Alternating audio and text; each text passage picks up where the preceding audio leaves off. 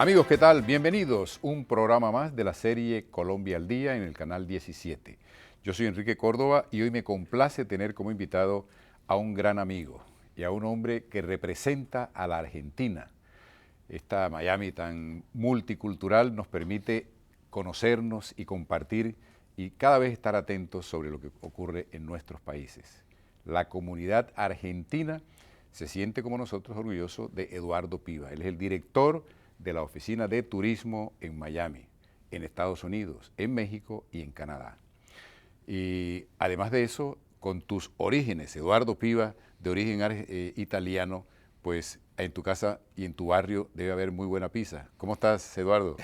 ¿Qué tal, Enrique? Mucho gusto. Gracias por la invitación, como siempre. Sí, yo soy en realidad no de un barrio, soy de una ciudad pequeña en Córdoba, una ciudad de 100.000 habitantes, en las Pampas cordobesas, una ciudad agrícola, ganadera, que se llama Villa María. Y los orígenes sí son italianos. Mi papá era de un lugarcito cerquita de Treviso, que se llama Crispano del Grappa, y mi mamá era de Reggio Emilia.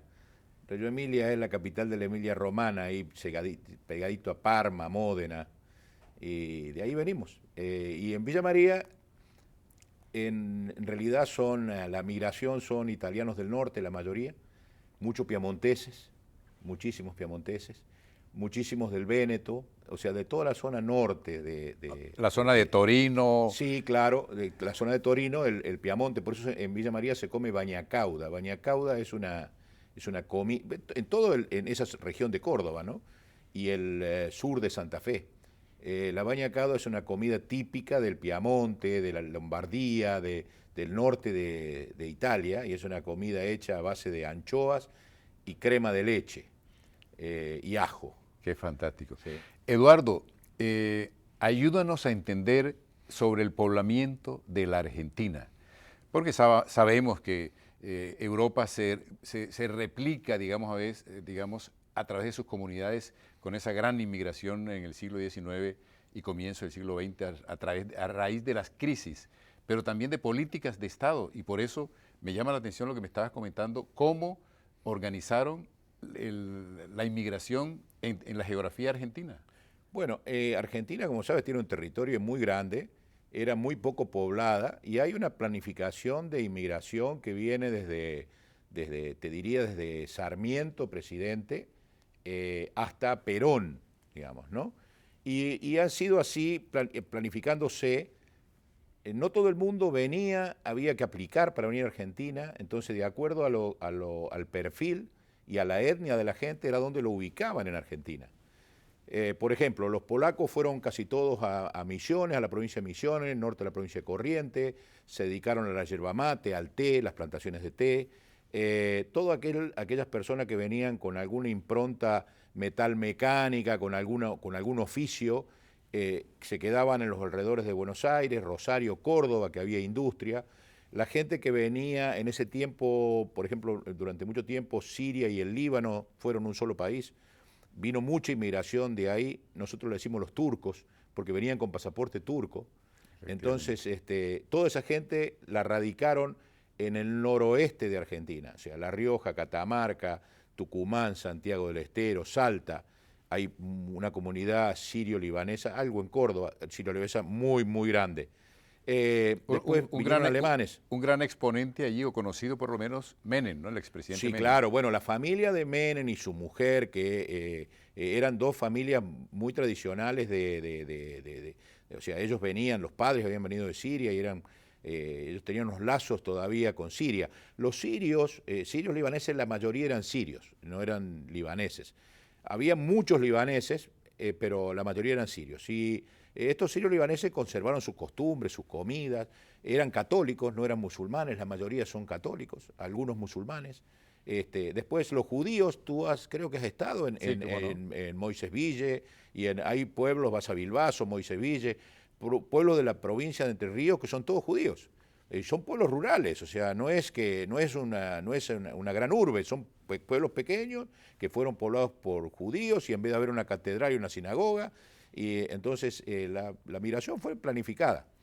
En la zona de Córdoba, por ejemplo, que te comentaba fuera de cámara, Eh, Nosotros venimos de Córdoba de hacer un tour de familiarización con agentes de viaje por el nuevo vuelo. Hay una posibilidad de volar directamente de Miami a Córdoba, ¿no? Fue ya a partir del día 6 de junio, fue el primer vuelo. Está muy bien, están volando a Córdoba 4 veces por semana. Fuimos con el vuelo inaugural, con operadores, y entonces nos llevaron a distintos lugares. Fuimos a Colonia Carolla. Colonia Carolla es un pueblo poblado prácticamente por gente del Véneto y el Friuli, del norte de Italia, noreste de Italia. Y cuando llegaron, el gobierno les asignó 50 hectáreas cada uno, de una granja de 50 hectáreas a cada uno. Lo tenían que pagar. O sea, le daba un crédito a largo plazo, muy blando, para que tengan esas 50 hectáreas. Y esta gente hicieron los primeros vinos que hubo en Argentina. Los primeros viñedos estuvieron ahí en Córdoba porque los jesuitas que estaban en Córdoba plantaban vides. El primer vino de misa que se hizo en Latinoamérica se hizo en Córdoba. Qué interesante. Se hizo ahí en Colonia Carolla, Qué interesante. en las misiones jesuíticas. Qué bueno. Pero mira, allí cerca de Córdoba también están los ingleses, porque hay una población cerca de entre Carlos Paz. Hay alemanes ahí muchos, Alemanes. más que ingleses. ¿Más Ahí que hay ingleses? un pueblo que se llama Villa General Belgrano, que está colonizado, o prácticamente la gente que vive ahí es alemana o austríaco. También del norte de Europa, porque por similitud es como Bariloche. Hay muchos alemanes, hay muchos austríacos, pero también hay croatas, también hay eslovenos, también, o sea, del norte, gente del norte de Europa. Las comunidades ahí son muy grandes. Los ingleses, hay pueblos en la provincia de Chubut, hay pueblos que son galeses, y todo el pueblo es galés. O sea, y todavía se mantienen las tradiciones. La Patagonia fueron muchos ingleses, sí. Ahí en Córdoba o en las ciudades grandes llegaban los ingleses cuando llegó el ferrocarril, porque el ferrocarril lo construyeron en un 70% los ingleses y en un 30% los franceses. Pero el ferrocarril de los ingleses era un ferrocarril de carga, y el ferrocarril de pasajeros y la red de ferrocarriles en Argentina es muy grande. Entonces, en todos esos pueblos donde iban llegando las estaciones, se iban asentando ingleses. Entonces, hay muchos ingleses, sí. Pues es decir, no hay duda de que con ese hecho, la Argentina, con esa geografía tan enorme, es una reproducción, es un mosaico de Europa en América Latina. Sí, hay un cantautor popular que dice que los ¿Incas? peruanos vienen de los incas, y los mexicanos de los aztecas, y los centroamericanos de los mayas, y nosotros venimos de los barcos. Sí, sí, fenomenal. Fenomenal. Porque sí,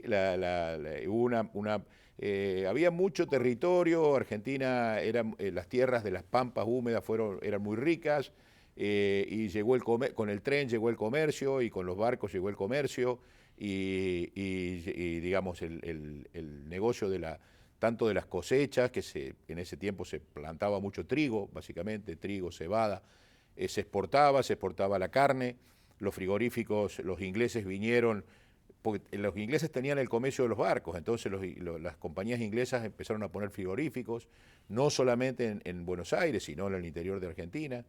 Y sí, es un país que tiene, por supuesto, muchos nativos, sobre todo en todo el cordón del norte del país, y algo en el sur, no tanto en el centro, pero sí, no te olvides que el imperio de los incas llega hasta Mendoza. Claro, claro, cómo no. Y los guaraníes tienen todo el norte y el litoral, la frontera con Paraguay, la frontera con el norte de Brasil. Sí, subiendo hacia la Concagua, ahí está el Paso del Indio. Claro, claro, hasta ahí llegaba el imperio inca, hasta ahí llegaba el imperio inca. Y hay ahora un camino, el camino del Inca llega hasta Mendoza, llega hasta la provincia de Mendoza. El sur, que con lo riguroso que era el clima, había tribus que emparentadas con algunas tribus chilenas, parientes de los mapuches. Los mapuches, en realidad, hay muchos en Argentina, venían de Chile, se originan en Chile, pero en Argentina había una tribu muy grande que se llamaban los tehuelches, ¿sí? Por ejemplo, en Tierra del Fuego, le dicen Patagonia porque la poblaban los indios patagones. En Tierra del Fuego, los Onas. Y le dicen Tierra del Fuego porque cuando Magallanes, que llegó hasta ahí, veía fuego. ¿Cómo Entonces, no? le ¿Cómo puso no? Tierra del Fuego. Todo el mundo piensa que hace mucho calor ahí, Claro, pero no, hace ¿cómo no? frío. Pues mira, Sí, lo veo en tu libro, lo veo sí, en tu libro. en el marco, de la Tierra del Hielo a la Tierra del Fuego, en este último libro mío, cuento efectivamente que Magallanes, que sale en agosto del 1519, se están cumpliendo 500 años. 500 años, sí. Entonces duran como 2 meses por ahí entre el Río de la Plata y la posibilidad de entrar al Estaban estrecho.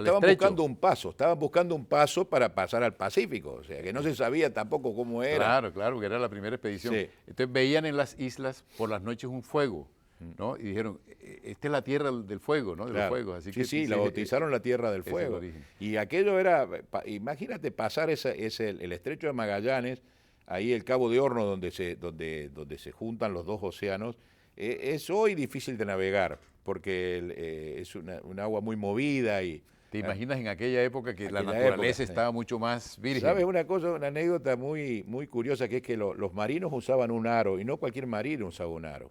Usaba un aro aquel que había cruzado un cabo. Ah, caramba. O sea, el Cabo De de la Buena Hornos o el Cabo de Buena Esperanza. Esperanza. Si no había cruzado un cabo, no podía usar un aro. Eso era el distintivo de que había cruzado por un cabo. Claro, o sea, que Entonces, era una especie de galón, Era un ¿no? galón que lo llevaba en la oreja. Por eso usaban, y algunos usaban 2 y hasta 3 aros. Qué fantástico. Este- Bueno, tú como buen viajero, tú pudieras tener uno en cada oreja. Sí, lo he pensado, lo he pensado. Qué bueno, fíjate. Oye, es decir, me cautiva esa explicación que has dado porque tenía información, pero no tan completa, sobre el poblamiento de la Argentina. Ahora, hablando desde el punto de vista de los recursos naturales y el paisaje de Argentina, ¿qué puedes contarnos? Bueno, mira, para seguir un poco la corriente esta de lo que ha hecho, de la que ha hecho las corrientes migratorias, Mendoza, que es uno de los destinos que tú lo conoces muy bien y que es ahora tan famoso por el vino, en la provincia de Mendoza hay más de 1000 bodegas. Bueno, nosotros le decimos bodegas a las fábricas de vino, ¿no? Impresionante, sí, A las cómo no. wineries. Sí, sí. Hay más de 1000, hay como 1300, Es solamente en la impresionante. provincia de Mendoza. Eso lo empezaron los italianos. O sea, los italianos llegaron a Mendoza y empezaron con el vino. Y hay algunas familias, las familias típicas que hoy son marcas de vino, que son familias italianas. Y ellos empezaron el vino ahí. Después, una curiosidad es que nosotros en la Segunda Guerra Mundial, Francia se queda sin uvas de champán. Y nosotros le dimos los retoños para sus vides. Ah, caramba, Entonces volvieron a plantar porque nosotros lo habíamos traído de Francia. Entonces, tú sabes que la uva cortas un gajo de la parra y la plantas y crece, ¿no? Entonces, eso lo llevaron a Francia. Y durante 50 años nosotros pudimos usar la denominación champán, aún hecho en Argentina. Nosotros se venció hace 10 años. Nosotros fabricábamos el espumante nuestro, en vez de llamarse espumante o prosecco o sparkling wine, se llamaba champán. Porque Francia nos dio el permiso del uso de la denominación champán por 50 años, por ese favor que le hicimos, que salió de Mendoza, sí, salió de Mendoza. Bueno, y entiendo que en Mendoza, hace unos 20, 30 años, redescubrieron que la uva, que una uva que se estaba consumiendo es El Malbec.